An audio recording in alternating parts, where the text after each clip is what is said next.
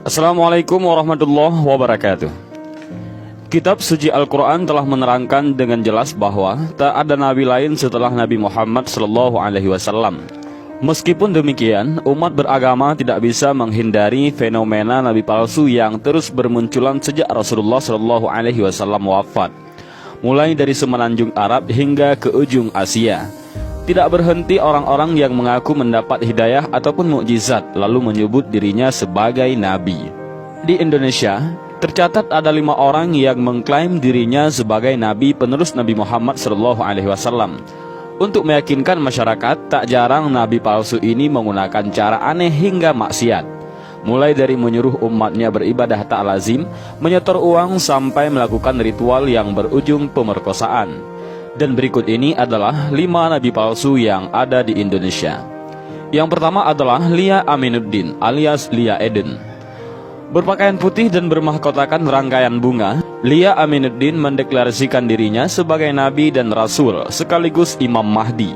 Peristiwa gaib yang menimpanya membuat perangkai bunga ini mampu menarik ratusan pengikut untuk masuk menjadi penganut Eden.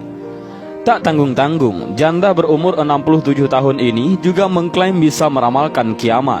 Alhasil, mulai dari cendekiawan, seniman, dan artis terpikat oleh sabda Lia Eden. Namun, kedikdayaan nabi palsu ini runtuh saat Mahkamah Agung memutus Lia dengan 3 tahun penjara pada tahun 2007 lalu. Sedikit demi sedikit, pengikut sang nabi berkurang. Sampai saat ini hanya mencapai belasan orang saja. Bahkan kegiatan Istana Tuhan yang merupakan kediaman Lia Eden di Senen pun sepi. Seorang pengikutnya mengatakan nabi palsu tengah beristirahat dan belum diperintahkan Tuhan lagi untuk berdakwah. Lia Eden memang beberapa kali bikin gempar. Pada Agustus 1999 silam, Lia bersama 75 orang jemaah Salamullah melakukan ritual memerangi Ratu Pantai Selatan Nyi Roro Kidul. Ritual di bibir pantai Pelabuhan Ratu, Sukabumi, itu disebut Lia untuk membinasakan Nyi Roro Kidul yang mereka anggap lambang kemusyrikan. Selama 45 menit, Lia memimpin jamaah Salamullah melakukan sholat berjamaah.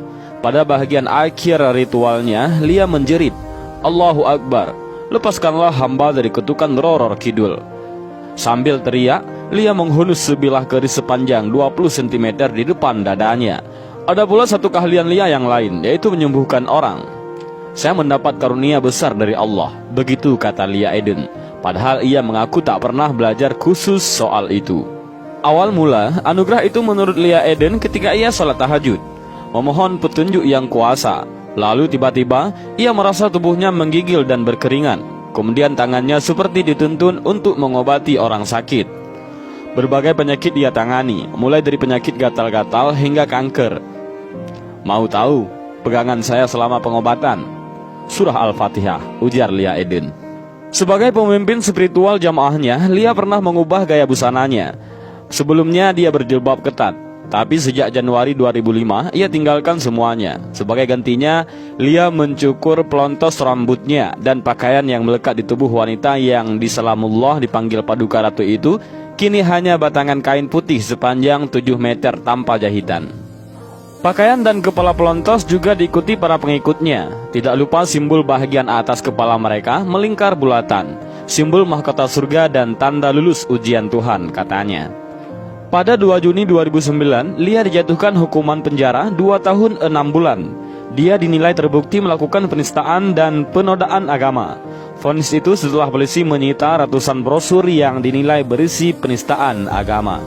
Yang kedua, Dedi Mulyana alias Eyang Endet. Nabi palsu Dedi Mulyana yang berasal dari Banten adalah nabi berperilaku bejat, mengaku memperoleh wangsit dari musyawarahnya dengan jin di laut.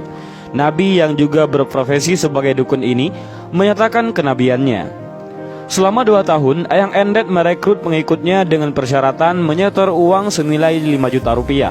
Parahnya lagi, nabi ini mampu menipu 30 perempuan untuk melakukan ritual keagamaan dengan jalan berhubungan intim. Pemerkosaan inilah yang membawa Eyang Endet pensiun jadi nabi palsu. Polisi langsung membekuk Eyang Endet di tempat persembunyiannya di Lampung pada Juni 2005 silam.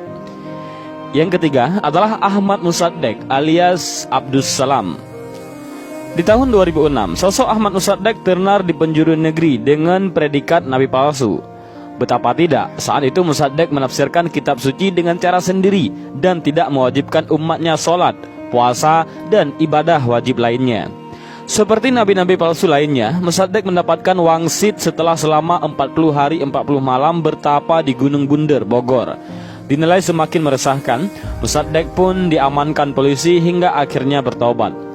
Di samping tokoh agama, Mossadegh menulis tentang taubatnya di 3 lembar kertas HVS yang menyatakan dirinya kembali ke ajaran Islam pada tahun 2007. Meski pernah menyatakan diri bertaubat, sepertinya Ahmad Mossadegh hingga kini dianggap masih menyebarkan ajarannya dengan menggunakan nama lain. Di antaranya adalah Milah Abraham dan Gerakan Fajar Nusantara ataupun Gavatar yang masih aktif di beberapa wilayah Indonesia. Yang selanjutnya adalah Asyriyanti Samuda. Di usianya yang masih muda, Asyriyanti Samuda, yaitu 30 tahun, sudah percaya diri mengatakan bahwa dirinya adalah nabi. Untuk merekrut pengikut, warga Kepulauan Sula, Maluku ini menerbitkan buku yang dicetaknya sendiri, kemudian disebarkan kepada masyarakat setempat. Lucunya, selain menjadi nabi, Asyriyanti pun berniat menyampaikan sabdanya pada Presiden 2014 lalu. Lewat bukunya yang berjudul Pemimpin yang Diutus Cahaya dari Indonesia Timur for Presiden RI 2014, buku ilegal ini sampai ke MUI Maluku Utara. Dengan cepat, MUI setempat langsung mengadakan dialog dan pendekatan ke nabi palsu. Sang nabi pun akhirnya digiring untuk disidang pada 15 Juni 2012 lalu. Yang selanjutnya adalah Sutarmin dari Gunung Lau. Memasuki tahun 2013, sosok nabi palsu kembali muncul di lereng Gunung Lau. Si nabi yang diketahui bernama Sutarmin adalah seorang guru agama yang meneruskan ajaran pendahulunya, yaitu Rahmat. Polres Karanganyar langsung bergerak mengendus adanya aliran sesat yang diajarkan nabi palsu di lereng Gunung Lau ini. Namun hingga kini, polisi belum mengungkapkan identitas dan lokasi nabi palsu tersebut. Menurut penuturan MUI Karanganyar, Rahmat sendiri dan pengikutnya memang menyimpang dari ajaran Islam, yakni mengganti nama Nabi Muhammad SAW dalam syahadat dengan nama Rahmat. Dan perbedaan lainnya adalah pada salat wajib dan salat duha. Ajaran Rahmat disebarkan secara tertutup, hanya khusus kepada anggota pengajiannya saja. Dan inilah 5 orang gila yang mengaku dirinya sebagai nabi yang ada di Indonesia. Demikian video singkat ini. Wallahu a'lam. Assalamualaikum warahmatullahi wabarakatuh.